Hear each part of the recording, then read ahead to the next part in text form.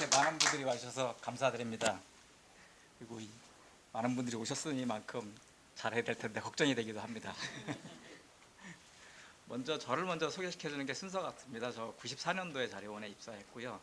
한 10년 정도 필름 쪽에서만 계속 일을 하다가 저희가 2007년도에 그 디지털 장비를 샀습니다. 디지털 장비를 사면서 디지털 쪽에서 한 10년 정도 그 일을 하다가 지금은 카탈로깅 팀에서 그 VOD 서비스 담당하고 있습니다.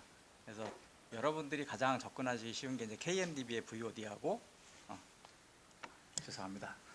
제가 아직 서툴러서 그 가장 이제 저하고 접점이 있는 부분은 KNDB VOD하고 그다음에 네이버 TV 유튜브 고전 영화 채널에서 보시면 그 운영자이기도 합니다.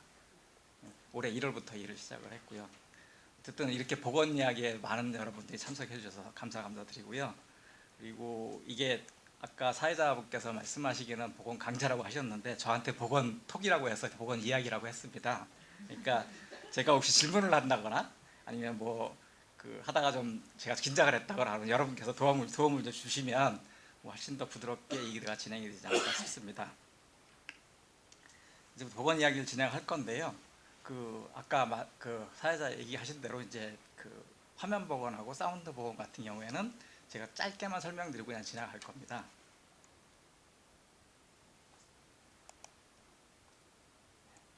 아마 화면 보건 하시면 이렇게 화면에 보시는 것처럼 어떤 게 있던 게 없다.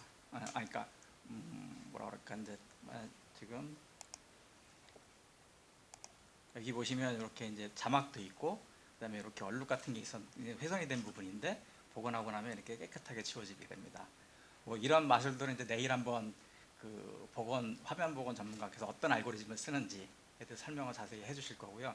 제가 잠깐 설명을 드리자면 필름은 1초에 24프레임씩 지나갑니다. 그러다 보니까는 이게 이제 1초 때 24프레임 전체가 다 만약에 없다고 하면 사실 그거 복원하기는 좀 어려운 일이 되겠죠. 화면이 아예 없는 데서 다시 뭔가를 만들어내기는 어렵고요. 이거 같은 경우 이제 다음 프레임에 뭔가 정보가 있고 그 다음 프레임 또 다른 정보가 있기 때문에 이런 식으로 복원이 가능하게 된 거고요. 그리고 또 요 화면 복원 쓰는 알고리즘 중에 하나는 이렇게 이제 화면을 보통 우리 TV나 이런 걸 보시면 주사선이라고 얘기를 하죠. 그 주사선식으로 이렇게 한 줄씩 있는데 그 주사선에 갈 때 한 번에 검은 점이었다 한 번에 하얀 점으로 되는 경우는 없습니다. 뭔가 이렇게 변환이 무르듯이 변환을 하기 때문에 그런 거 갖고 유출을 하기도 합니다. 특히 자막 찍을 때 그런 알고리즘들 많이 쓴다고 합니다. 그 다음에 사운드 복원을 보시게 되면 아마 이런 화면들을 많이 보실 거예요. 이제 화면 주파수를 분석을 하는 건데 여기서도 마찬가지로 음향 같은 경우에 필름이 저장할 수 있는 음향 영역대가 있습니다. 보통은 이제 아무런 장치를 하지 않았을 때는 한 9kHz까지 저장을 할 수 있는데 9kHz 이상의 소리는 잡음으로 보고 지운다든가 아니면 그 아래에 있던 전기적 노이즈나 험 이런 것들 지우는 경우가 있습니다. 그래서 제가 오늘 이제 할 거는 요 두 가지가 아니라 이제 다음번 제가 아까 94년도에 입사했다고 했는데 제가 이제 보면서 그동안 이제 해왔던 복원했던 것들 그러면 지금은 이제 사라져갖고 없어진 기술들 그 다음에 또 하나는 사라진 포맷들 9.5mm나 8mm 필름 같은 경우 그다음에 입체 영화나 이런 것들을 어떻게 복원할 것인가에 대한 부분들을 얘기를 하고 그 다음에 두 번째로는 저희가 복원을 했을 때 어떻게 원본성을 증명할 것이냐 라는 부분에 대해서 어떻게 보면 이제 자료들이나 담아있는 자료나 아니면 그 다음에 당시에 썼던 기술들이나 이런 것들을 한번 검토를 해볼 건데 사례별로 접근을 해볼 예정입니다. 그리고 마지막으로 복원을 하고 나서 이 복원한 걸 가지고 무엇을 할 것인지 여러분들이 지금 다 아시는 내용들일 겁니다. 아마 복원에 대해서 설명을 드리기 전에 먼저 제가 저번에 한번 진행을 해봤더니 이제 약간 필름 세대가 아니신 분들이 계시더라고요. 필름 세대가 아니신 분들은 약간 필름에 대한 이해가 좀 필요한데 왜냐하면 지금도 그렇지만 이제 영화를 제작할 때는 화면과 음향이 항상 떨어져 있습니다. 그리고 그 떨어져 있기 때문에 나중에 이제 제가 설명을 하다 보면 그런 부분들이 계속 부딪히기 때문에 먼저 설명을 잠깐 영상에 대해서 설명드리고 필름에 대해서 설명드리고 넘어가겠습니다. 첫 번째는 이쪽에 있는 영상인데 이게 90년대 저게 2000년대 초까지도 사용됐던 영상입니다. 그리고 여기 보시면 요 닐인데 요거는 한 6000피트라고 해서 한 60분 정도 되는 영화를 할 수 있고요. 영상기가 두 대가 있어서 교차 영상을 하게 됩니다. 그러니까 보통 2시간짜리 영화라면 한 영상이 갖고 1시간 정도 영상을 하고 다음번 영상이 갖고 또 1시간 정도 영상을 하고, 물론 관객들은 중간에 기계가 넘어가는 걸 눈치채지 못하고요. 그리고 이 부분은 이제 화면의 광원이고요. 이 부분은 이제 영상기 중에서 이제 필름이 걸어서 돌아가는 부분입니다. 이걸 또 자세히 살펴보면 앞에 여기 또 동그라미 친 부분은 화면이 나가는 부분이고요. 여기 있는 부분은 사운드가 나가는 부분입니다. 그래서 화면 나가는 부분하고 사운드가 나가는 부분이 일정 정도 거리가 떨어졌습니다. 35mm 필름 같은 경우에는 필름 프레임 수로 21프레임, 제가 아까 필름이 24프레임 1초 동안 들어갔다고 했는데 그 한 1초 정도의 차이가 있게 됩니다. 이건 나중에 복원할 때 상당히 중요한 역할을 하게 됩니다.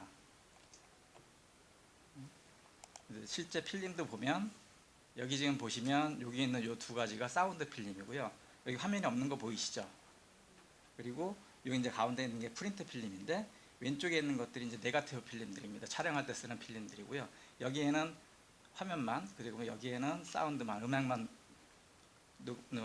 레코딩이 돼 있다가 나중에 프린트로 합치게 되면 이런 식의 형태가 됩니다. 그러면 이 왼쪽에 있는 이 부분이 그 사운드 모듈레이션이라고 부르는 부분이고요. 이게 이 음파가, 그러니까 여기서 빛을 통과하게 되는 구조고요. 그다음에 이 빛을 통과하면서 광전자를 발생시키면 그 전류의 차를 가지고 음향을 재생시키고, 여기는 화면은 그냥 빛을 내보내서 그냥 렌즈를 통해서 스크린에 비춰서 영상을 하게 됩니다. 그래서 기억을 해두실 게 이제 필름이 1초에 24프레임씩 지나간다는 부분하고, 그 다음에 우리가 보는 건 항상 음향과 화면이 같이 있지만은 실제 작업할 때는 음향과 화면이 항상 떨어져 작업한다는 게 상당히 중요한 점입니다. 또 하나는 저희 이제 보관고를 촬영한 스틸 사진입니다. 보통 보면 이제 우리 VHS 테이프나 이런 것들은 요만하게 하나가 2시간짜리 영화를 생각을 하시는데, 여기 있는 것 같은 경우에 이쪽이 이제 보통 화면 필름이고요. 이쪽이 사운드 필름입니다. 부피가 상당하고요. 또 하나는 요 필름 하나당 한 20에서 25kg 정도씩 나갑니다. 보통 이 두 개가 항상 붙어 있어야지만이 영화가 한 편이 완성이 됩니다. 필름만 이런 게 아니라 비디오 플레이어도 구조를 보시게 되면 실제 내부적으로 들어가게 되면, 내부적으로는 여기 이제 그 화면 헤드라는 부분이고 여기 사운드 헤드 쪽인데, 화면 헤드 쪽에서 읽는 거하고 사운드 헤드 쪽에서 읽는 거하고 레코딩 돼 있는 신호를 잡아내는 메커니즘이 다르기 때문에 항상 헤드가 두 별이 되게 되어 있습니다. 그래서 항상 이것도 비디오 테이프를, 사실은 우리들은 비디오 테이프를 가지고 실제 자르거나 뭐 해서 붙이는 경우는 없었지만, 대부분의 경우는 그 이전에는 이제 필름처럼 비디오 테이프도 실제 비디오 테이프를 잘라서 붙이는 경우가 있었습니다. 그러면 사운드 부분에 대해서 상당히 신경을 썼어야 됐던 시절이 있었고요. 그리고 이용자들은 모르지만 실제 내부적으로는 그 차이만큼 두고 레코딩들이 들어가게 되어 있습니다. 그리고 요건 제가 이제 빨간 마을의 한 장면인데, 사실 이런 부분들은 아마 일반 사용자들은 못 봤을 텐데, 이제 편집자들이나 이런 사람들은 항상 보게 됩니다. 그렇게 보면 항상 여기도 마찬가지로 음향하고 화면하고 분리가 돼서 싱크를 맞춰주게 되어 있고요. 제가 이 설명을 왜 드렸냐면, 지난번에 얘기를 드렸는데 계속해서, 그러니까 저는 이제 제가 아는 걸 모든 분들이 안다고 생각을 해서 말씀을 드렸더니, 이분들은 계속 사운드와 음향이 왜 떨어져 있는지를 이해 못 하시는 분들이 계서 일단 설명을 드리고 지나가도록 하겠습니다. 실제 이제 본격적으로 이제 사라진 포맷 중에 하나입니다. 테크니스코프라는 촬영 기술이 있었습니다. 1960년도 이탈리아 테크니칼라사에서 소개한 영화 촬영 방식 중에 하나고요.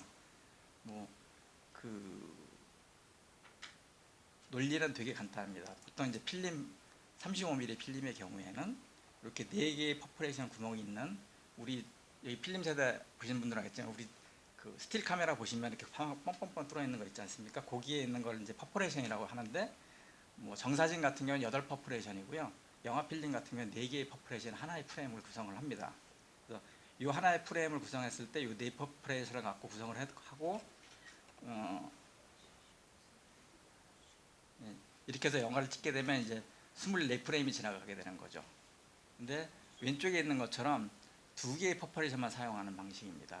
또 하나의 특징은 그 여기 이제 화면에 이렇게 길쭉하게 되어 있는데 혹시 그 와이드 스크린 시네마스코프라서 긴 영화 보셨죠? 화면이 길은 영화.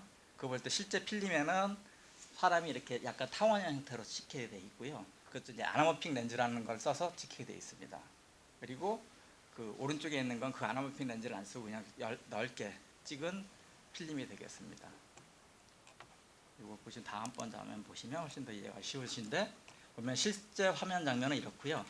여기 밑에 걸 먼저 보시면 실제 화면 장면이 이제 길쭉하니까는 이 네모난 정사각형 안에 들어가기 위해서 뭔가 압축을 해야 됩니다. 아나모픽 렌즈를 하는 걸 통해서 그 스키즈를 해서 화면을 이렇게 하나의 길쭉하게 넣어놓고 그다음에 여기 내가 촬영이 돼 있고 그다음에 다시 오른쪽으로 가게 되면 그 다시 이제 프린트 필름 이제 광원이 나가는 건데 실제적으로 필름은 여기 있고 뒤에서 광원이 나가고 앞에 아나모픽 렌즈가 다시 이렇게 길쭉하게 만들었던 걸 다시 이렇게 눕혀서 넓게 펴주는 이런 형태가 되어 있습니다.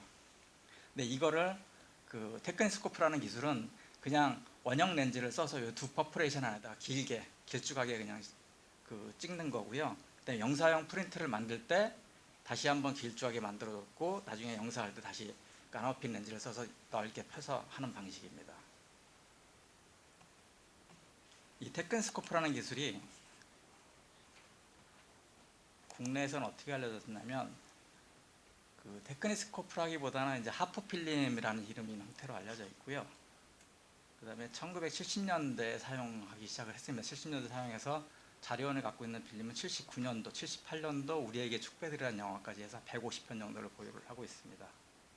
대표작들로는 정진호 감독님의 성겨울이 만세, 그다음에 이영우 감독님의 배따라기 이런 것들이 있고요. 그리고 이 필름을 사용한 가장 큰 이유는 필름이 4 퍼포레이션이 지나갈 게 2 퍼포레이션이 되다 보니까 10분 찍을 수 있는 것 같고 20분을 찍을 수 있다는 필름값 절약이 되게 쉬웠다는 거고요.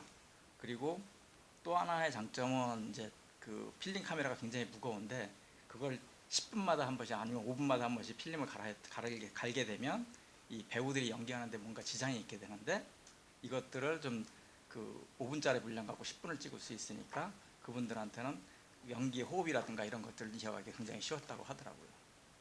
그리고 물론 국내에서는 90년대 79년도까지 찍힌 기록이 나오고요. 해외에서는 90년대까지 찍혔습니다. 뭐 타이타닉이나 이런 것들을 보면 이제 수중 촬영 들어갈 때 수중 촬영 들어갔을 때 굉장히 그 뭐라고 그러니까 보통 이제 필름이 좀 기술이 발전 한 10분 정도 딜을 갖고 있었는데 갖고 들어가서 20분 동안 찍을 수 있으니까 바닷속에 들어갔을 때 굉장히 유용한 그 촬영 도구라고 저희 알려져 있습니다. 국내에서는 이거를 그 내가 필름이 2 퍼포레이션이 되어 있으니까 이제 그 프린트를 만들 때 다시 이제 4개의 퍼포레이션으로 이렇게 길쭉하게 늘려야 되는데 이 기계를 갖고 있던 데가 광해현상소라는 데였는데 이 광해현상소가 90년도에 폐업을 하면서 장비가 사라지게 됩니다. 그래서 제가 이제 입사를 했을 때는 이 필름에 대해서 알 수 있는 게 아무것도 없었습니다. 이제 그 보건고에 들어가서 그러니까 필름 캔 위에 이제 기러기 가져오기 이렇게 물음표라고 딱 찍혔는데 뭐 보니까는 영화 영감에도 안 나오고 그리고 저 계시는 선배님한테 물어보니까 이게 하프 사이즈라서 이제 내용도 알 수 없고 뭐 점검도 불가능하다. 이제 필름 있는 것만 그냥 보는 것 정도만 가능하다 이렇게 얘기를 들었었습니다. 그러다가 2002년도쯤에 그 광해현상소가 문을 닫으면서 그 기계를 어디서 인수를 했냐면 서울현상소라는 데 인수를 했습니다. 그래서 서울현상소에 계시는 분하고 우연히 이제 얘기를 하다가 이거를 프린트 형태로 복원을 해보고 싶다라고 말씀을 드렸더니 이제 한 10분 정도 프린트를 해주셨습니다. 근데 사실은 이 서울현상소에 계시는 분들이 굉장히 많이 고생들을 하셨어요. 왜냐하면 이미 장비도 다 사라졌고 그걸 만질 줄 아는 사람도 없고 그 다음에 이게 보통 이 나이 같은 경우에는 그 필름과 필름이 이렇게 접합을 한 상태에서 굉장히 고속으로 지나갑니다. 근데 이거 같은 경우에는 필름을 한 프레임 놓고 한 프레임씩 찍어내는 방식이었습니다. 그러니까 중간에 카메라가 있는 방식이었고요. 그래서 필름이 한 프레임 딱 가고 나서 정지하고 있으면 필름이 한 번 찍고 뒤에서 광원 쏴주고 그런 식의 작업들을 하는 기계라서 처음에는 이제 기계 자체도 굉장히 생소했고 하시는 분들이 굉장히 노력을 해서 어쨌든 10분 정도 복원을 하게 됐습니다. 10분 정도 복원을 하게 되는데 사실은 지금 기술하고 보면 이제 원래 그 당시에 썼던 기술에서 있었을 때는 뭔가 품질도 좋았을 텐데 이거 같은 경우에는 한 80년대니까 10년, 한 20년, 거의 한 30년 만에 장비를 만들다 보니까 장비에 너무 많이 먼지 느끼고 그 다음에 장비 광량 조절하는 방법도 잘 모르고 해서 사실은 기대 이하로 프린트가 만들어서 그림은 볼 수 있는데 차마 이거 갖고 영화를 했을까 하는 정도의 품질이 나왔었습니다. 그 다음에 하게 된 거는 2004년도쯤에 이제 이 기본 메커니즘을 갖고 그 국내에 있는 그 코알라 프로덕션이라고 하는데 이제 특수 효과를 하는 데였습니다. 특수 효과를 하는 데에서 이 두 개의 프레임을 가지고 네 개를 찍는 렌즈나 이런 것들을 붙여가지고 이제 그 필름으로 찍어내는 형태의 작업들을 해봤었습니다. 물론 이제 작업을 하게 되니까 장비가 좋아서 그런지 어쨌든 굉장히 좋은 품질로 나오긴 했는데 문제는 뭐냐면 이제 여기 보시는 것처럼 필름 영화 한 편당 5천만 원씩 들어서 당시로서는 상당히 금액이 큰, 제 기억에 제가 살았던 집이 한 5천만 원 정도 됐던 것 같아요. 근데 그 굉장히 비싼 그 필름 한 편, 영화 한 편 찍을 때마다, 그러니까 영화를 한번 프린트로 만들 때마다 엄청난 비용이 들어가니까 도저히 상상할 수 없는 비용이 발생을 하게 됐습니다. 대신에 이제 그 필름을 찍어서 보니까 이게 그 윤정수 감독의 불하는 영화라는 걸 알게 됐고요. 필름으로 만들게 되면서 이때 당시에도 한 10분 정도밖에 분량을 테스트 못했습니다.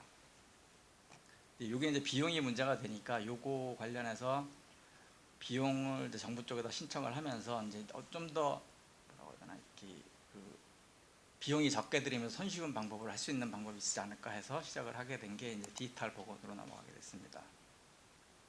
2004년도 디지털 복원을 했는데 뭐 방법은 되게 그 단순한 논리였습니다. 그러니까 일반 그 텔레신에 뜨는 것처럼 비디오 테이프에 뜬 다음에 이 비디오 테이프에 있는 걸 디지털로 돌려서 프레임들을 한번 분할을 해놓고 그 다음에 이 분할한 거를 다시 뭐 원래 아날로그 했던 방식대로 길이를 늘리고 이런 식의 방식들을 취하게 됐습니다. 그래서 여기 보시면 한 화면에 이렇게 두 개씩 들어가 있는 겁니다. 비디오 텔레시나를 뜨거나 아니면 뭐 어쨌든 프린트를 떠서 정상적으로 그냥 1대1 파피를 뜨게 되면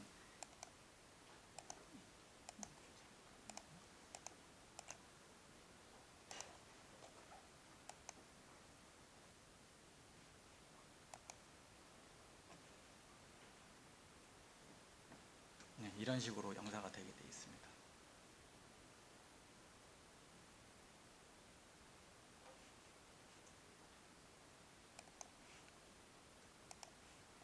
이거를 그냥 간단하게 맨 첫 번째로 시도했던 방법은 애프터 이펙트라는 죄송합니다. 여기서 화면이 안 나왔었나요?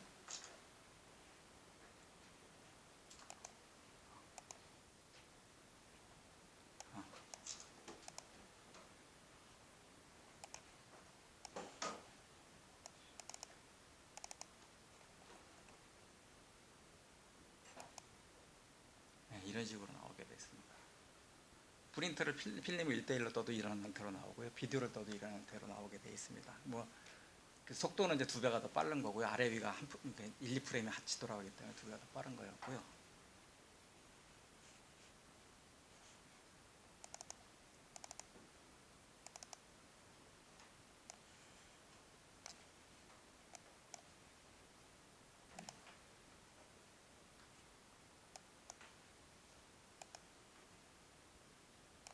여기 있는 화면은 뭐냐면 그 이제 저렇게 뜬 걸 가지고 디지털 파일로 변형시킨 다음에 한 프레임이 두 개가 나눠져 있는 걸 갖다가 한 프레임 나누고 한 프레임 나누고 해서 따로따로 분리를 한 그 파일 폴더들입니다. 그래서 이렇게 해서 한번 작업을 해봤고 두 번째는 어떤 작업을 했냐면 텔레신에 뜰 때 아예 아까 나왔던 거 여기 같은 경우에 보면 요 위만 먼저 한번 뜨고요. 그 다음에 요 밑에만 다시 한번 떠서 1번 1번 세트, 그러니까 뭐 필름으로 이제 순번으로 치자면 홀수 인프레임, 짝수 인프레임을 만들어 놓고 두 개를 나중에 폴더에서 합쳐서 만들었던 필름입니다. 이렇게 해서 복원을 했었고, 그 복원한 게 지금 여기서 보시면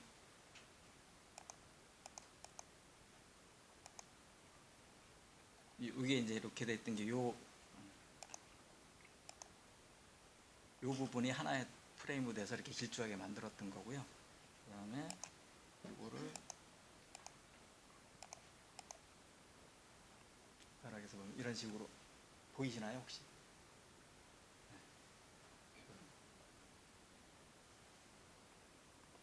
물론 이 당시에는 사운드까지 생각을 못했기 때문에 사운드 복원까지는 못했고요.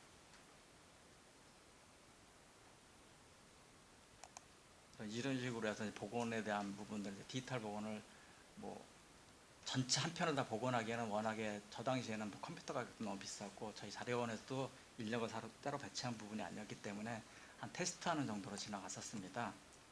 그리고 실제 복원이 시작하기 시작한 거는 2007년도 이후에 이제 자료원이 그 영화 필름 스캐너를 사게 되면서 시작을 하게 됐는데, 당시에는 이렇게 복잡한 방법을 구하지 않고요. 필름 스캐너에서 옵션 형태로 그 투퍼프레이션을 지원을 했습니다. 그래서 투퍼프레이션을 리퍼프레이션으로 변환해주는 장치가 돼서 굉장히 손쉽게 복원을 했고요. 2007년도, 2008년도부터 복원을 시작을 해서 전체 150편 중에서 34편 정도 복원을 했었습니다. 다음번 보실 거는 이제 최근에 수집된 필름입니다. 최근에 9.5mm 필름이 수집이 됐었는데요. 혹시 9.5mm 필름에 대해서 알고 계시는 분들이 계신가요? 답이 없으신 걸 보니까. 저는 9.5mm 필름이 있다는 걸 알긴 알았는데, 실제 필름을 이렇게 보게 된 거는 제가 한 2000년대 후반 정도 보게 되기 시작했던 것 같습니다.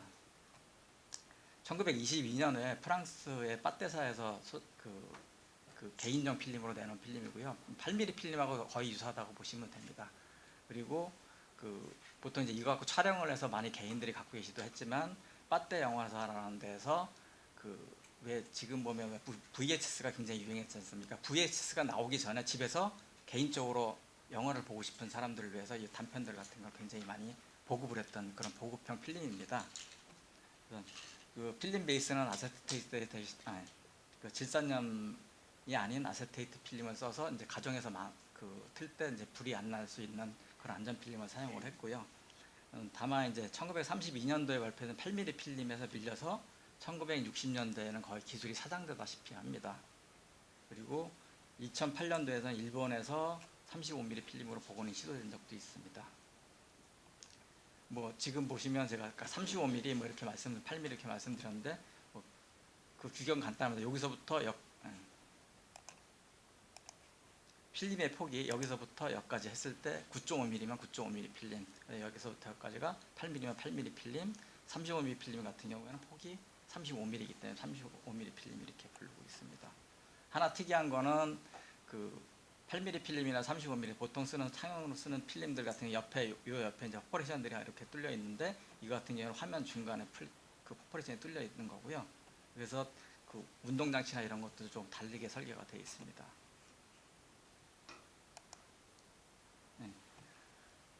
2018년도 8월 9일 날 총 51개의 필름이 수집이 됐습니다. 그래서 최초 계획은 이제 저희가 이제 영상이나 이걸 변환할 수 있는 장비들이 없으니까 필름을 하나 이렇게 들어놓고, 그 다음에 밑에다 광원 놓고 이렇게 돋보기 같은 거로 찍어서 한 프레임씩 찍어가서 무슨 영화인지 좀 확인을 해보자 이런 형태로 진행을 했었는데, 보니까는 자료원에서 이렇게 연초에 박물관용으로 9.5mm 영상기가 수집이 됐었습니다. 이 수집된 영상기를 통해서 어떻게든지 한번 영사를 해보고 화면이 뭐가 있는지 한번 보자. 그리고 과연 51개의 필름 중에서는 뭐 여태까지 제가 알고 있기로는 이제 국내 영화는 없는 걸로 알고 있는데, 국내 영화 있다고 하셨으니까 실제 국내 영화가 뭐가 있는지 한번 보고자 했던 건데, 문제는 박물관용으로 수집이 됐기 때문에 영상기 내부를 뜯어보니까 이런 형태가 되어 있는 거죠. 이게 이제 동그랗게 해서 날개가 있어야 되는데 날개가 다 부서지고, 그 다음에 여기 이쪽 샤우드도 어쨌든 돌아가긴 돌아가는데 잘 안 맞는 형태로 돌아가게 되어 있고, 그래서 이건 지금 제가 작업한 게 아니라 저희 수집부에 있는 젊은 그 직원이 다 작업을 한 겁니다. 이 직원이 아이디어를 낸 게 이렇게 종이 박스에다 그래서 한번 해보자. 여기 있는 박스는 A4 용지, 겉에 있는 박스였습니다.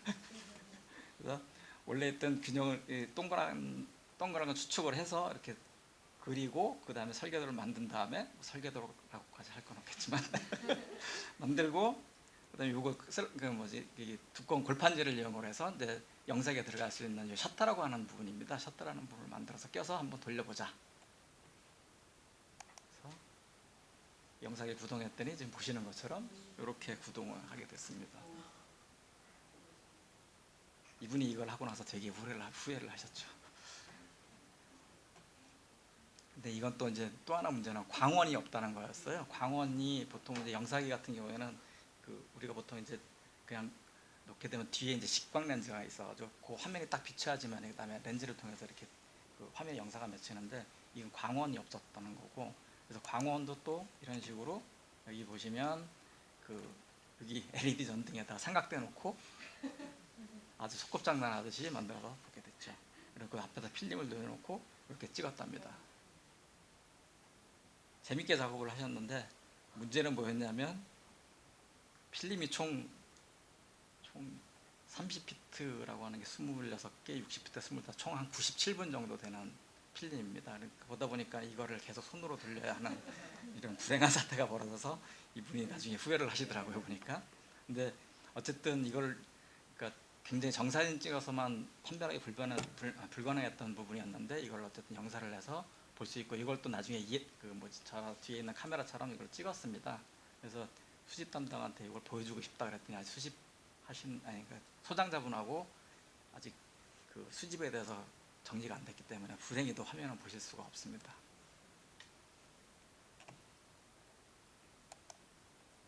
다음번으로 이제 말씀드릴 포맷은 3D입니다. 제가 원래 그 앞에 부분을 했던 거를 하기 전에 원래 이제 그 입체 영화라는 부분에 대해서 자료들이나 이런 걸 갖고 설명을 드리려고 했었는데 좀 지겨워질 것 같아서 앞에 부분을 바꾼 거고요. 입체 영화 같은 경우에는 자료원이 필름을 그렇게 많이 보유하고 있지는 않습니다. 또 국내에서 그렇게 많이 제작된 영화도 아니고요. 그리고 또 하나는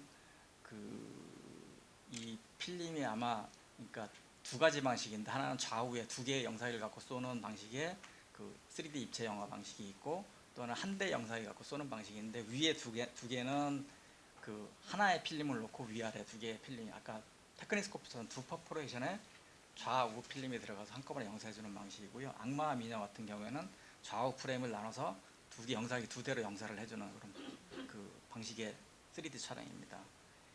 맨 밑에 있는 악마와 미녀 같은 경우에는 2014년도 15년도에 자료원 자체적인 기술로 디지털한 게 아니라 이 독일의 좀 이쪽에 연구하시는 분이 이제 실험적으로 해서 복원을 해서 한번 본 적이 있고요. 천안항상 인걱정하고 목녀 같은 경우에는 국내 프린트만 남아 있습니다. 그래서 이거 같은 경우에는 프린트가 굉장히 상태도 안 좋고 해서 그러니까 필름을 복사본을 만들고 그 복사본을 다시 프린트를 만들어서 실제 영상까지 해봤습니다. 그 당시에는 이제 아까 맨 첫 장에서 보셨던 그 영상에다 놓고 렌즈가 어떻게 생겼냐면, 렌즈가 이렇게 동그랗게 생겼으면 밑에 렌즈가 이렇게 두 개의 세트가 들어가 있습니다. 이런 식으로 돼 있어서 하나의 위에 화면은 좌측 화면, 아래 화면, 우측 화면 이런 식으로 쏘게 돼 있고, 그다음에 여기에는 편광 장치가 붙여 있어서 두 개의 프레임이 한 번에 영사가 되지만 하나는 가로 영사, 하나는 세로 줄만 보이게 돼서 안경을 쓰게 되면 비입체로 보이게 되는 그런 형태입니다. 그래서 요거는 아직 디지털화로 작업을 못 해봤습니다. 물론 이때 봤을 때도 워낙에 필름의 손상이 너무 심해서 소위 말해서 스크래치가 비가 내리는데 비가 왜 입체적으로 보이는 이런 현상들이 있어서 어떻게 복원을 해야 될지는 모르겠었고, 아마 요거를 디지털로 다시 가져가서 복원을 하게 되면 당시에 보면서도 느꼈는데 갑자기 이렇게 좀 어지러운 부분이 되게 많았었습니다. 보면 필름을 이제 편집을 할 때 편집이 아마 좌우 프레임 두 프레임씩 잘라서 편집을 했어야 되는데 그게 안 되고 아마 중간에 한 프레임 잘라서 좌우가 바뀌거나 이런 것도 있었던 걸로 기억이 됩니다. 그래서 이걸 디지털로 가져가게 되면 아마 상당한 고생을 해서 복원을 하지 않을까. 이것도 이 영화들이 목녀 같은 경우에 귀신이 나오는데 저 색보정 작업을 할 때 보면 칼을 물고 있는데 혼자서 밤에 작업을 하면 되게 무섭더라고요. 물론 지금 보면 코미디 같긴 한데 이상하게 혼자 보면 되게 무섭더라고요. 아무 고생을 할 것 같고요. 공포의 축제는 네가 필름이 있습니다. 아래 위 형태로 되어 있는 건데 이거 같은 경우에는 어쨌든 아래 위 형태로 되어 있는 걸 스캔을 받아서 다시 좌우로 나눠야 되는데 아마 테크니스코프 할 때 아까 제가 그 비하인드 스토리 말씀 안 드렸는데 테크니스코프 할 때 그 필름을 10분 정도 만들긴 했는데 중간에 필름을 굉장히 많이 소모를 한 적이 있습니다. 뭐냐면 필름을 한 프레임씩 한 프레임씩 찍으면 좋겠다고 해서 찍었는데 그 저도 이제 이론적으로만 색수차 그러니까 렌즈가 보면 렌즈가 이렇게 동그랗게 돼 있는데 이 동그랗게 돼 있는 렌즈가 가운데는 볼록하고 양쪽은 얇습니다. 하다 보니까 빛이 들어가서 직진하는 게 아니라 빛이 들어가서 이런 식으로 휘게 돼 있는데 그거에 대한 차이가 생기는 거를 전혀 몰랐기 때문에 그 코알라 프로덕션은 거기서 할 때 필름을 거의 한 2,000자, 3,000자, 한 20분, 30분 굉장히 비싼 필름을 써놓고서 나중에 영사를 해보니까 이 필름의 플리커 형태가 생기는 걸 본 적이 있습니다.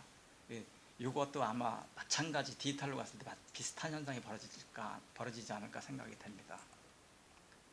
여기까지는 뭐 디지털 한 게 있고 디지털을 못한 게 있고 한데 그 다음에 이제 말씀드릴 거는 70mm 영화입니다. 70mm 영화가 국내의 영화로는 I Love Mama라는 게 한 편이 남아 있습니다.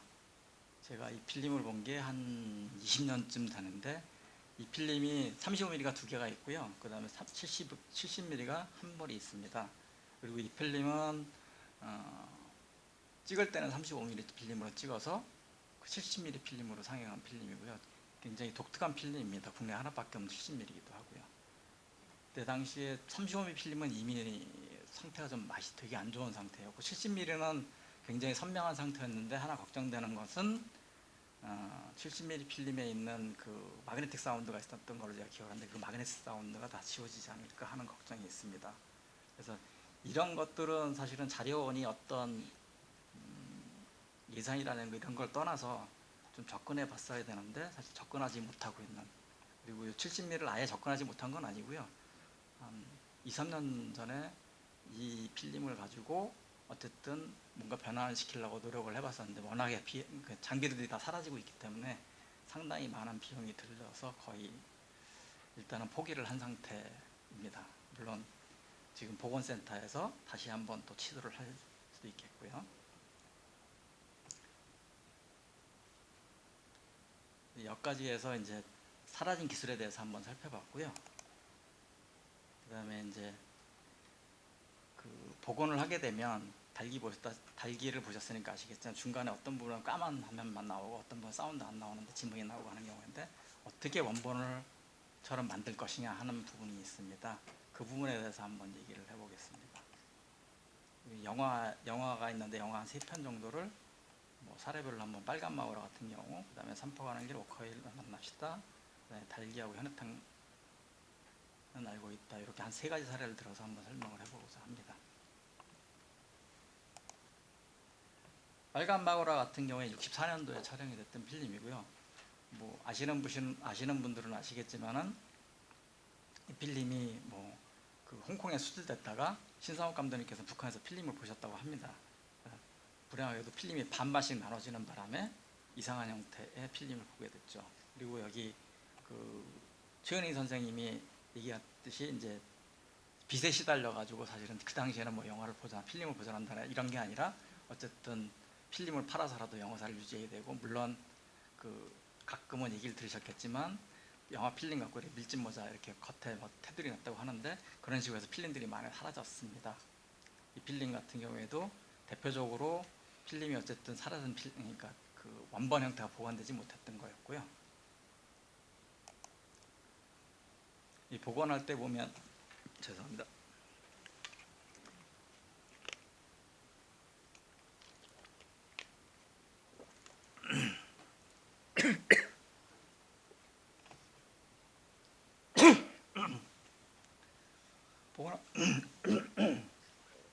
복원할 때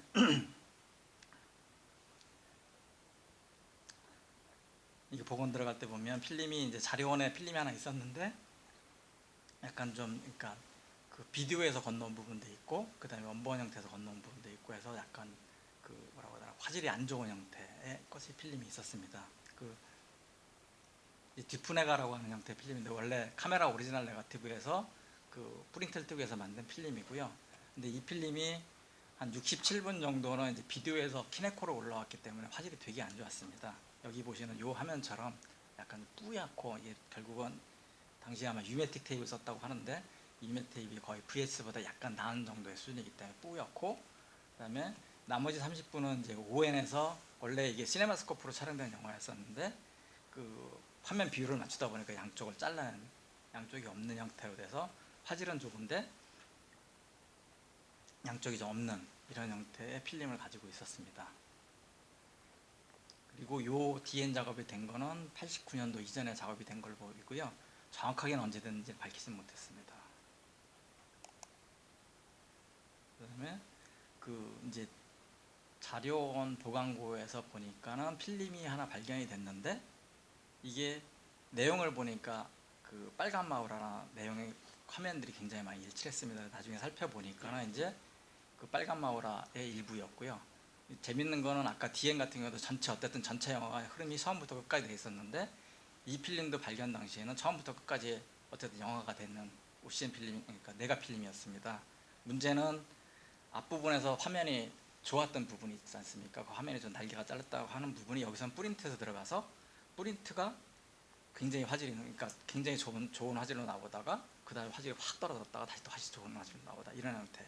그러니까 아마 필름이 나눠져 있다 보니까 그 필름을 복원하기 위해서 한국은 한국대로, 홍콩에서 홍콩대로 아마 작업들을 했던 걸로 추정이 됩니다. 그래서 두 개를 맞춰 보니까 딱 일치가 되는데 문제는 뭐냐면 그 DN을 만들 때 양쪽에 날개를 떼버린 부분이 이제 화면이 사라진 부분이 되니까 그 부분을 어떻게 복구를 할 것이냐라는 부분으로 왔었는데 사실 프린트에서 올라온 내가 부분은 워낙에 그 질이 안 좋아서 거기서 작업하는 건 불가능하다고 판단을 했었고요.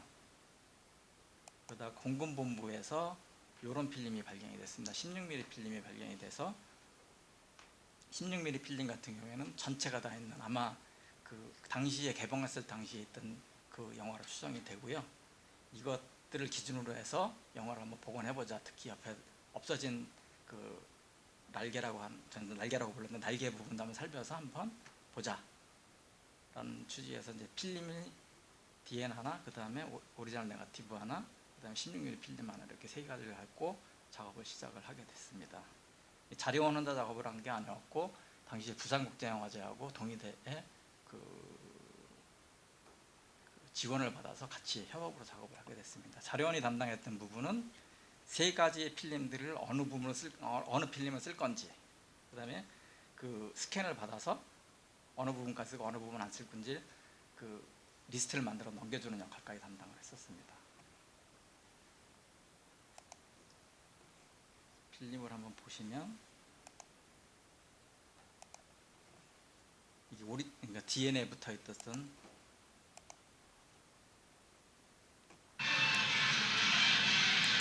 화질입니다.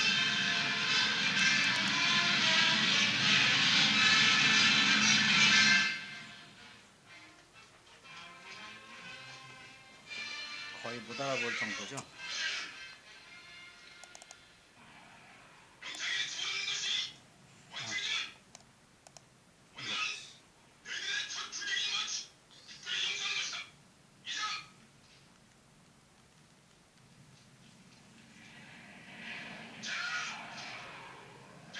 날개가 잘린 부분입니다.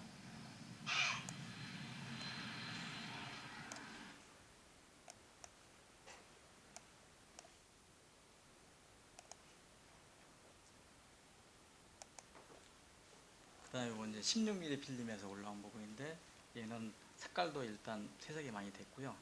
그 다음에 날개는 옆에 화면이 충분하게 보이긴 하는데 화질이 너무 안 좋죠. 그리고 실제 오리지널 필름을 보게 되면 이런 형태의 좋은 형태가 나와 있게 됩니다. 그래서 빨간 마우라를 맨 마지막에 편집을 하고 나서 보니까는 뒷분에 가서 그러니까 그 키네코에서 한 부분 비디오에서 건너온 부분이 한 2분 정도 쓰게 됐고 16mm 필름에서 한 7분 정도, 그다음에 합성 부분, 그러니까 양쪽에 날개를 달아야 될 부분이 한 33분 정도, 그다음에 OCN 그 카메라 오리지널 네거티브에 썼던 게 한 62분 정도 해서 이 정도 비율을 가지고 작업을 하게 됐습니다. 이 보통 필름이 이제 그 영화 100분 기준으로 봤을 때 14만 4천 장입니다. 근데 여기서 33분 정도 되는 분량은 필름이, 그러니까 영상을 하게 되다 보면 막 잘리는 부분도 생기고 뭐 하다 보니까는 이 필름은, 그러니까 그 원래 오리지널 내가 갖고 있던 필름에다가 16mm를 얹어놓고 작업을 하는데 한두 프레임 가다가 어떤 경우에 다시 또 조절을 하게 되고 한 요 프레임만 맞추는데 거의 한 달, 한 보름 정도 전 걸렸던 것 같습니다. 나중에 이제 EDL을 만들고 나서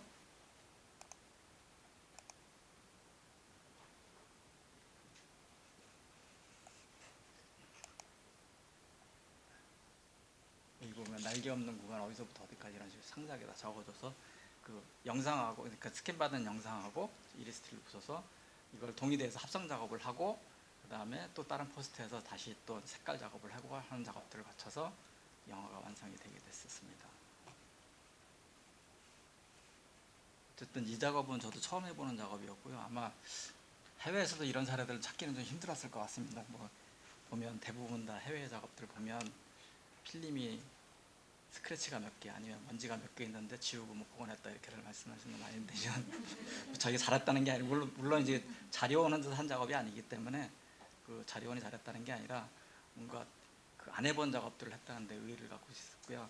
그다음에 이 여러 가지 여러 가지 뭐 빨간 마우라 같은 게 워낙에 유명한 영화서 그런지 몰라도 어쨌든 전편을 복원할 수 있었다는 건 굉장히 기회였던 걸로 보여집니다. 그래서 복원 전에 영상을 지금 여기가 화면이 흐려서 안 보일 것 같아서 그냥 넘어가도록 하겠습니다. 보면 이렇게 화면이 잘려 있던 부분들을 나중에 16mm로 올려서 그 옆에 날개를 더 달아주고, 그 다음에 색깔도 지금은 왼쪽 이쪽에 있는 게 훨씬 더 좋게 보이긴 하지만 영화를 보시다 보면 흐름상 이쪽 색깔이 더 좋다고 보이실 겁니다. 그래서 이런 식으로 없어진 부분들을 다 맞추고, 그 다음에 물론 영화를 보다 보게 되면 아까 그 16mm 필름에서 건너온 부분이 워낙에 화질이 안 좋았기 때문에 그 부분은 눈에 띌 수밖에 없는데, 그 64년도 개봉 이후에 처음으로 어쨌든 이 영화를 복원했을 때 한 30년 만인가요? 30년 만에 전체 영화를 다 볼 수 있는 이런 형태가 됐었습니다. 그리고 DN으로 만들었던 영화를 상영을 했을 때는 한 가지 문제가 뭐가 있냐면 전투기가 이렇게 총을 쏘는 장면이 있는데 전투기는 없는데 총소리만 들리는 거예요. 나중에 복원해놓고 보니까 여기가 들어오는 게 보이긴 하더라고요. 물론 이제 워낙에 관객들이 상상력이 뛰어난 전투기가 있을 거야 라고 생각을 했겠지만 어쨌든 그런 것들을 복원할 수 있었습니다.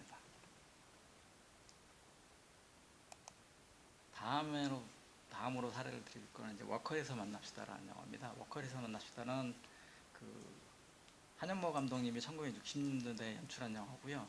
그다음에 뭐 이 영화를 봤을 때, 그러니까 뭐 저는 이제 영화사나 이런 쪽보다는 그 안에 있던 가요들이나 이런 것들을 봤을 때 너무 옛날 가요들이 너무 많이 나오고, 그다음에 옛날 배운 그뭐 트위스트 김 선생님이라든가 서유춘 선생님이라든가 뭐 이런 분들이 계속 나오셔서 굉장히 의미 있게 봤고요. 그리고 여기 계시는 남정님이라는 배우는 제가 개인적으로 되게 많이 좋아를 해서 약간 사심이 있었습니다. 근데 애석하게도 돌아가셨죠. 근데 이 필름 또한 마찬가지로 여기 보이시겠구나. 여기 보시면 이게 지금 아까 제가 항상 화면 필름하고 음향 필름이 나눠져 있다고 말씀드렸는데 이쪽이 화면이고 이쪽이 음향입니다. 이쪽 음향이 있는 부분, 이 한 부분이 필름이 없는 거예요. 대략 한 널당 한 10분 정도 되는 분량인데 이 부분이 없고, 그다음에 화면 중간중간에도 어떤 일정하게 그 무지 필름 형태가 들어가 그러니까 무지 필름이라고 해서 뭐라고 해야 되나, 그러니까 까만 필름이 들어가 있습니다. 나중에 프린트하고 나서 보면 이유는 간단합니다. 안에 들어간 내용이 누군가 저처럼 남정인 선생님한테 사심을 가서 잘라냈다든가, 아니면 그 부분이 뭐 광고를 할 때 필요하다고 해서 잘라냈다든가 하는 부분들이 있어서 그 부분이 필름이 사라지게 됐습니다. 또 마찬가지로 필름이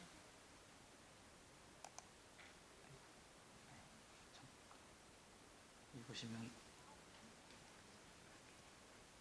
위에 16mm가 있는데 이 16mm가 그 수집에서 들어왔습니다. 수집에서 들어와서 모자란 부분들을 메꿀 수 있는 계기가 됐고요. 근데 다만 하나 문제는 흑백 영상이라는 거죠.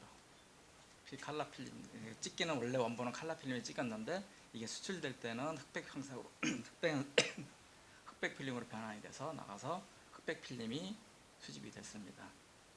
이런 케이스는 종종 있습니다. 그러니까 국내에서 그러니까 서울 그러니까 그 당시에는 이제 칼라 필름 값이 워낙에 비싸서 서울이나 대도시 같은 경우에는 칼라 필름으로 개봉을 하고 그다음에 지방의 소도시 나갈 때 그 배급을 할 때는 흑백 뭐 16mm나 이런 것들로 배급을 하거나 아니면 또 이제 16mm 필름 같은 경우에는 그 천막 극장이라고 해야죠. 그런 부분에서 영상을 할 때는 16mm 딱 값싼 필름들을 많이 썼었습니다.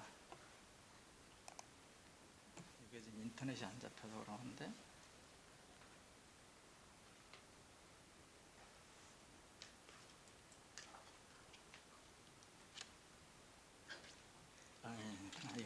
저기 갖고 왔어.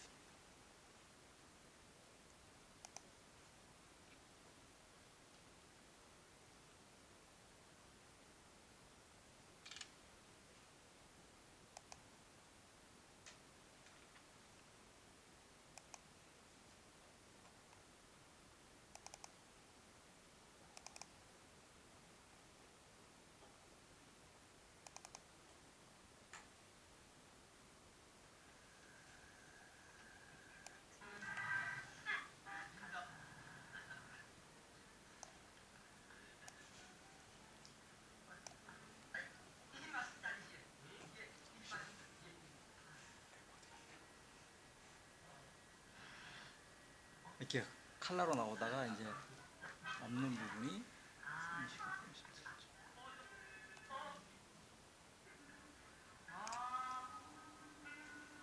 이런 식으로 해서 없는 부분들을 맞춰서 있는 형태가 됐습니다. 보는 사람에 따라서는 차라리 없다가 날 수도 있겠지만 어쨌든 이 영화 같은 경우 너무 주옥 같은 음악들이 있어서 다 넣는 걸로 결정을 했고요. 중간중간에 계속 이런 부분들이 반복이 됩니다. 지금 그 워커에 대해서 만납시다 같은 경우에는요. 대략 한 18분 정도가량을 16mm 흑백에서 넣었고요. 필름이 원래 네거티브 같은 경우에는 90분이 채 안 되는데 총 95분 정도의 필름으로 보관을 하게 됐습니다.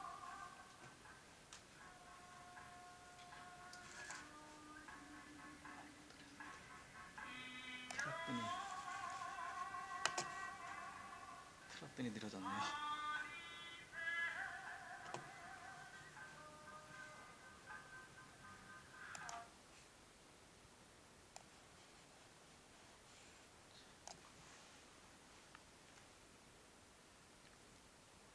시간이 너무 많이 가서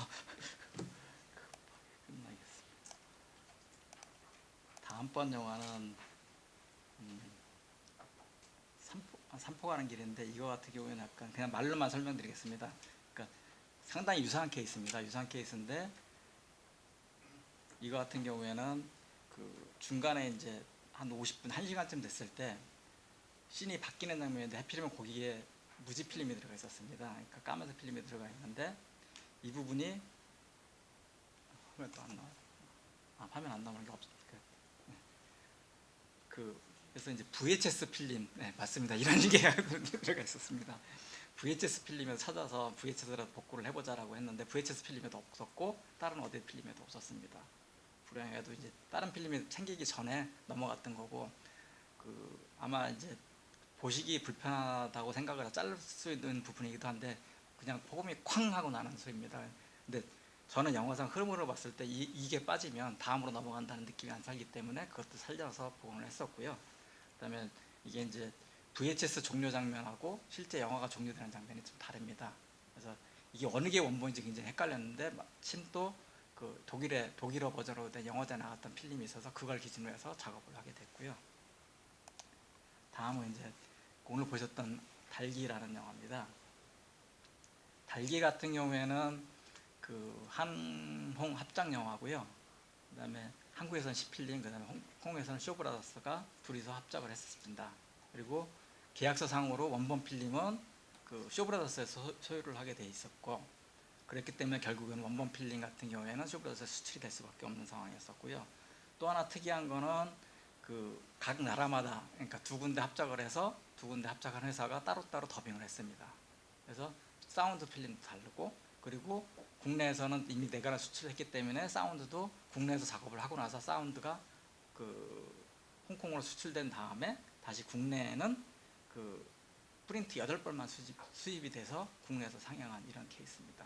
그리고 저도 이제 이번에 이걸 준비하면서 알게 됐는데, 보니까는 그 서류를 좀 뒤져보니까 당시에 그 쇼브라더스하고 합작을 한 게 뭐 국내에서 신필름이 6구로 가져가고, 그 다음에 쇼브라더스가 4로 가져가고, 그 다음에 국내 판권 외의 판권들은 그 쇼브라더스가 6, 그 다음에 신필름이 4 이런 형태로 가져갔었습니다. 그리고 또 하나 이제 이 영화를 보고 나면서 애를 먹었던 사항 중에 하나는 이제 필름 없이 이제 디지털본만 수집이 됐는데, 아까 제가 사운드 필름 같은 경우에는 그 떨어져 있다고 그랬잖아요. 사운드 필름은 이제 필름을 직접 받았으면 필름을 가다 보면 보통 10분짜리 롤로 하나에 그러니까 구성이 됩니다. 그렇게 되면 한 5분 정도나 3분 정도에 한 번씩 끊어지게 되면서 사운드를 싱크를 앉힐 수 있는 그 싱크점들이 생기는데, 이거는 그 디지털본만 수집을 했기 때문에 그 싱크점들을 찾지를 못하고 굉장히 애를 먹었었고요.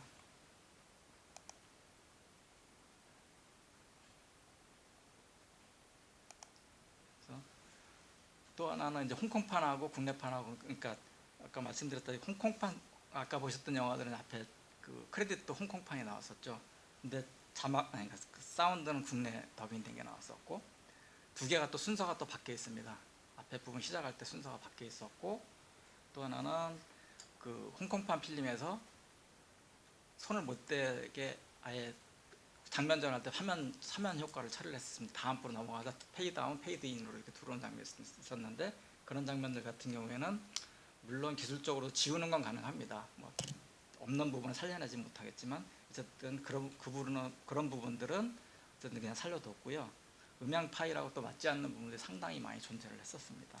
말씀드린 대로 이 사운드점이 있었으면 훨씬 더 좀 쉽게 작업을 할 수 있었을 텐데 그 좀 어려웠던 점이 좀 있었고요. 최종 편집본으로 봤을 때는 수집된 화면은 약 108분 정도였었고, 최종 길이는 117분 정도 해서 10분 정도가 늘어난 형태가 됐습니다. 그리고 이거 같은 경우에는 그 제가 임의대로 들린 게 아니라 심의대본하고 한국의 음향학고 그 다음에 맞춰봤었고요. 그 아까 보셨을 때 이제 화면만 나오면서 음향이 쭉 나오셨던 부분은 뭐냐면, 이게 국내 시나리오에는 그런 장면이 있습니다. 그런 장면이 있었고, 제가 대사를 지문으로 처리해 드렸는데 그런 것들이 있었기 때문에 원형을 그냥 냅뒀고요. 물론 그 중에는 그 심의 되면서부터 그러니까 뭐 목이 떨어진 장면이라든가 이런 부분들은 심의상에서 없어져야 됐기 때문에 그 자르는 게 맞다고 생각도 들지만은, 어쨌든 그 기록상에 나와 있는 부분들을 죄다 살려놓기 위해서 이런 식으로 해서 기록이 있기 때문에 다 살려놔서 가장 긴 버전을 만들었습니다. 그리고 제가 봤을 때는 요 심의에서 컷된 장면 외에는 나머지 장면들로 봤을 때는 상영 당시하고 가장 유사한 버전이 아닐까 생각이 됩니다. 잘 보이시죠? 이렇게 해서 목 자르고 뭐 했던 이런 장면들, 당시에 심의했던 필통입니다. 연소자 관람가 영화였고요. 아마 그 부분이 잘라서 연소 관람가가 된지 모르겠지만,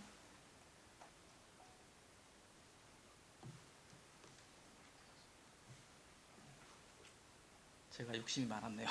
슬라이드를 너무 많이 봤거든요. 그리고 나그네는 길에서 또 쉬지 않는다라는 영화입니다.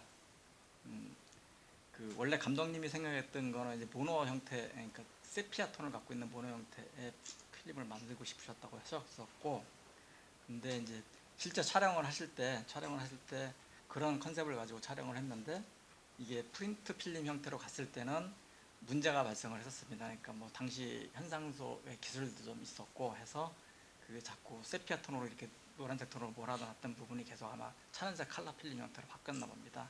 그래서 그것 때문에 이제 일본 동경현상 고해이 현상사를 찾아가서 그 그 작업했던 거를 쭉 한번 기록으로 남겨주셨다는 거고요.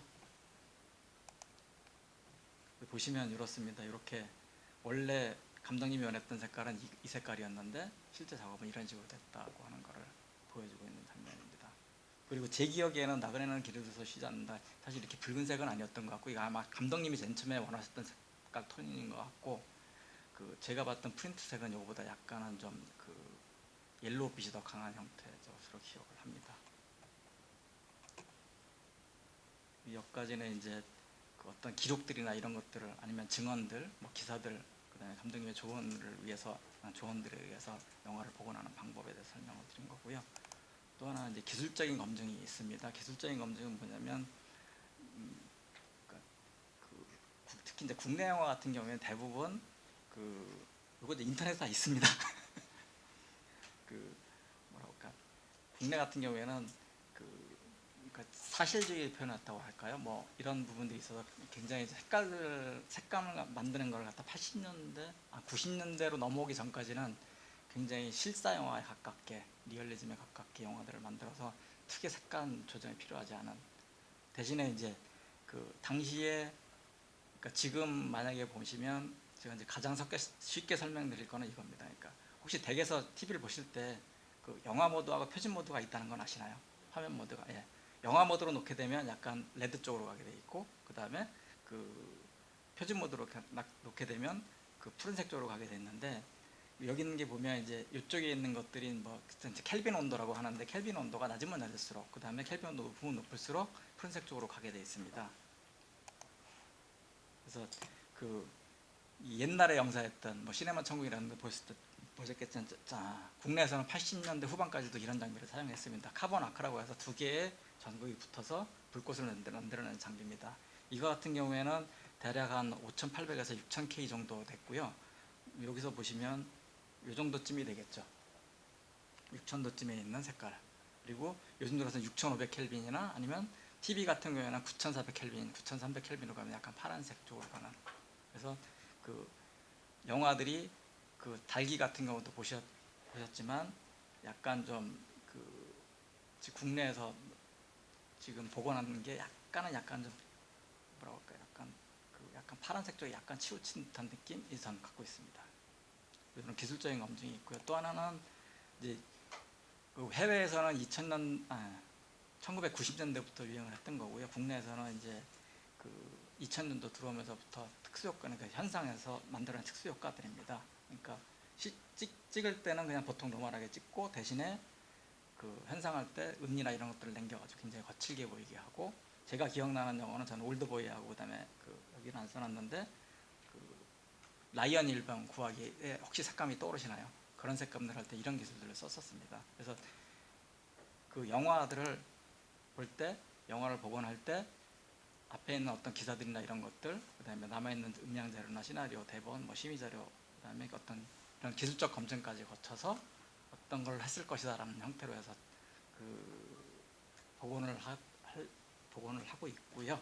하도록 노력을 했습니다. 그리고 하나 더 중요한 게 있는데 혹시 뭔지 짐작이 되시나요?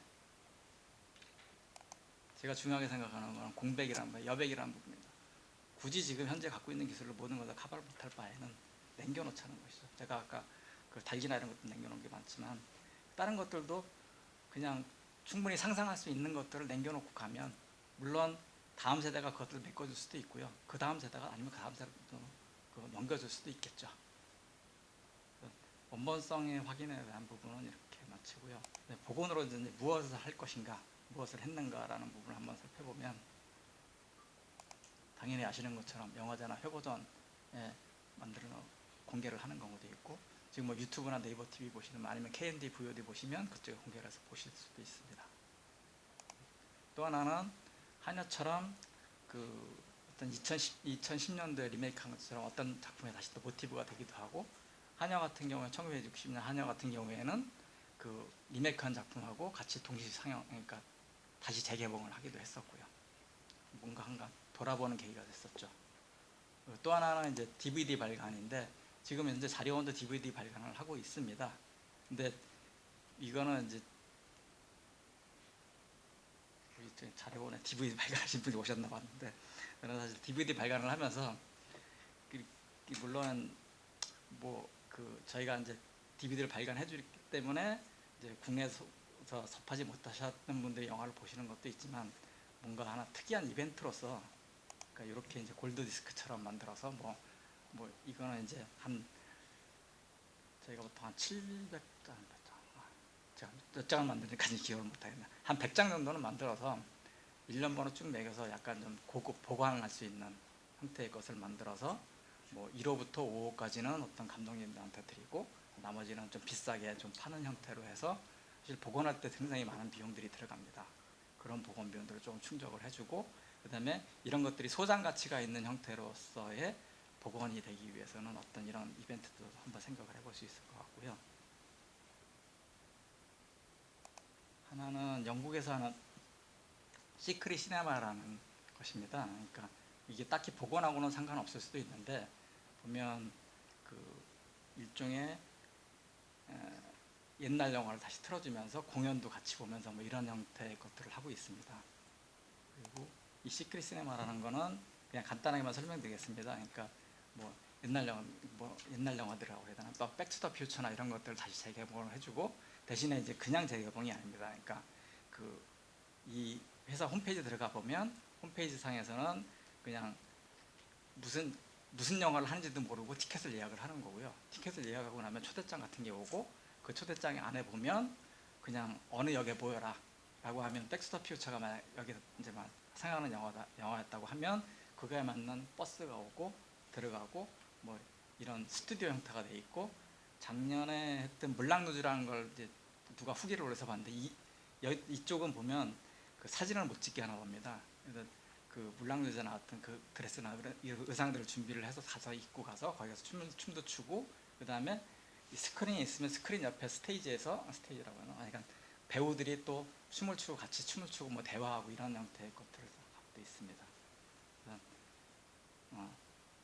2016년도 했던 건데 CNN 방송에 나왔던 건데 이렇게 영화를 스크린 주고 사람들이 다 침대에 누워서 영화를 보고 있는 뭔가 그 다른 형태의 그러니까 영화를 단순히 보는 게 아니라 체험하는 형태의 것들을 가져가고 그다음에 블레이드 러너가 작년인가 그런가 했었는데 또 보면 그 들어가서 이제 복장도 어떤 복장을 하라고 하고 그다음에 홈페이지에 들어가면 그런 복장 컨셉에 맞게 또 복장을 또 팔기도 합니다. 그 복장을 입고 들어가서 처음에 극장에 입장을 할 때부터 시작을 해서 입장할 때 왜 보면 그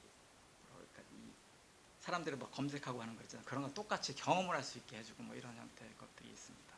물론 복원하고는 특별하게 관계는 없지만 어쨌든 이런 것들도 해보는 것들이 아마 이제 그 복원에 또 다른 재미가 아닐까 생각이 됩니다. 이상으로 얘기를 끝내도 너무 길게 해서 죄송합니다.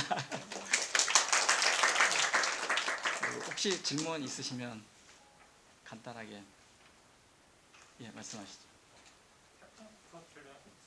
테크니스 필름 복원하게 질문드리고 싶은데 이 필름 한참 많이 복원됐던 게 한 2008년도쯤에 유지영 감독님 영화나 박명식 그 연출작들 한참 복원됐었잖아요. 네.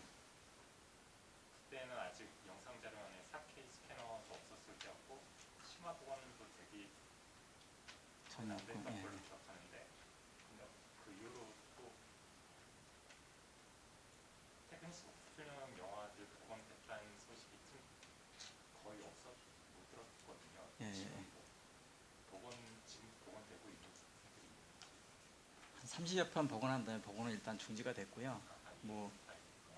지금 중요했던 이유 중에 하나는 다른 게 먼저 할 게 좀 많았었고 그다음에 이것도 일종의 약간 그 뭐랄까 유행을 타는 걸로 좀 보여집니다. 그러니까 자료원에는 뭐 복원하든지 어쨌든 그 볼 수 있는 형태로 만들어줄 필름들이 되게 많이 있는데 그걸 이제 요구하는 데가 주로 이제 그 영화제라든가 뭐 이런 분들이 요구를 하는데 거기다 맞추다 보니까 이제 그 부분이 약간 좀 뒤로 좀 그 한동안 작업을 하다가 좀 정지된 상태라고 지금 보여집니다. 그 영화들이 4K로 복원될 가능성이 있나요? 전 충분히 있다고 보고요. 뭐 필름은 아시다시피 지금 자료원도 이런 작업들을 했었습니다. 2090년도 후반하고 2000년대 초반에 SD 형태로 해서 디지베타 형태로 많이 그 디지털을 했었고요. 한 제 기억에는 한 1000편 이상, 한 2000편 가까이 했던 걸로 기억을 하는데, 어쨌든 HD라는 기술이 나왔었고, 그래서 HD 나와서 다시 또 지금 뭐 2K랑 DCP 나오면서 다시 작업을 했고, 그다음에 언젠가는 지금 뭐 디바이스가 지금 뭐 60인치, 뭐 70인치 같은 경우에는 비싸서 아직 못 쓰고 있는데, 좀 더 활용이 되고 나면 좀 더 큰 화면이 나온다고 하면 결국에는 영화 필름은 4K까지는 무사히, 그러니까 무난히 갈 수 있는 매체입니다. 그래서 아마 시간이 지나면 당연히 4K로 변화가 될 거라고 봅니다. 해외 아카이브 같은 경우는 복원, 복원과 포맷가 어떤 과정을 해가지고 쭉 앞에 영화 시작하는 부분에 다 나오는데 예, 예, 예. 영상자로 복원한 부분은 그 부분이 없어서 좀 상당히 아쉽거든요. 향후에는 지금 이제 오늘 이렇게 좀 해준 것처럼 짤막하게라도 그 앞부분 시작하는 부분에 들어가면 어떨까 하고, 물론 다 끝나고 이제 엔딩 크레딧도 있고 참여자의 그런 부분이 좀 나오긴 하지만 사실 그거보다는 이제 이런 과정들이 궁금하거든요. 그리고 무언가의 어떤 관점으로 그걸 복원했는지 그 부분이 상당히 좀 알고 싶은 부분이 있어서 향후에 이제 지금 35번째 그렇게 작업하고 할 때는 그 부분이 좀 어떻게 하는 게 예, 예. 이 자리에 보건팀장님도 오셨으니까 아마 참고하실 거라고 보고요.